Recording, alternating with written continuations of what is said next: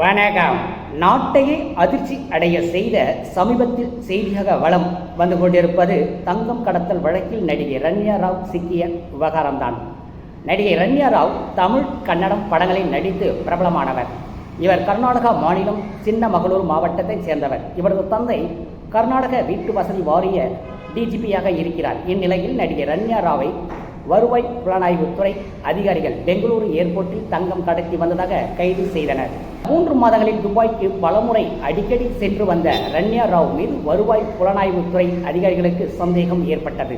மேலும் பெங்களூரு விமான நிலையத்தில் இவர் வந்து இறங்கியதும் தன்னை டிஜிபி மகள் என்று கூறி சோதனையை தவிர்த்து போலீஸ் பாதுகாப்புடன் வெளியேறி இருக்கிறார்.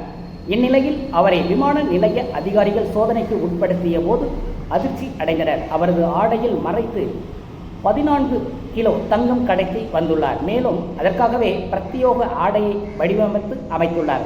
இதையடுத்து அவர் வகிக்கும் பெங்களூரு வீட்டில் நடந்த ரெய்டில் கோடிக்கணக்கில் பணம், தங்கம் பறிமுதல் செய்யப்பட்டது. இந்த தங்கம் கடத்தலுக்கு நடிகை ரன்யா ராவுக்கு பின்புலமாக இருப்பவர்கள் குறித்து அதிகாரிகள் விசாரணை நடத்தி வருகின்றனர்.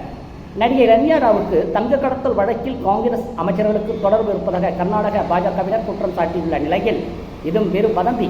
அப்படி அந்த அமைச்சருக்கும் தொடர்பு இல்லை என்று துணை முதல்வர் டி.கே. சிவக்குமார் திட்டவட்டமாக மறுத்துள்ளார்.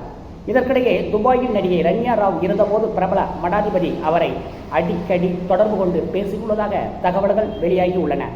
அது குறித்தும் வருவாய் புலனாய்வு அதிகாரிகள் விசாரணை நடத்தி வருகின்றனர். மேலும் ஜுவல்லரி உரிமையாளர்கள் சிலருக்கும் இதில் தொடர்பு இருக்கலாம் என்று தெரிய வந்துள்ளது.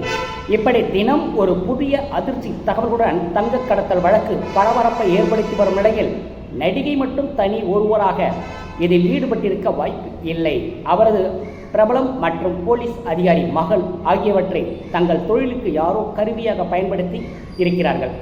தங்கம் கடத்தல் வழக்கில் போலீஸ் அதிகாரிகள் யாருக்காவது தொடர்பு இருக்கிறதா என்பது குறித்தும் ரன்யா ராவுக்கு விமான நிலையத்தில் அதிக மரியாதை சலுகையை வழங்கியது குறித்தும் விசாரணை நடத்த ஐஏஎஸ் அதிகாரி கர்நாடக மாநில அரசு நியமித்துள்ளது. எனவே விசாரணையில் இன்னும் எத்தனை பிரபலங்கள் சிக்குவார்கள் என்று பொறுத்திருந்துதான் பார்க்க வேண்டும். ஏற்கனவே போதைப்பொருள் வழக்கில் பிரியங்கா திவேதி, சஞ்சனா ஆகிய கன்னட நடிகைகள் சிக்கியது பரபரப்பாக பேசப்பட்டது.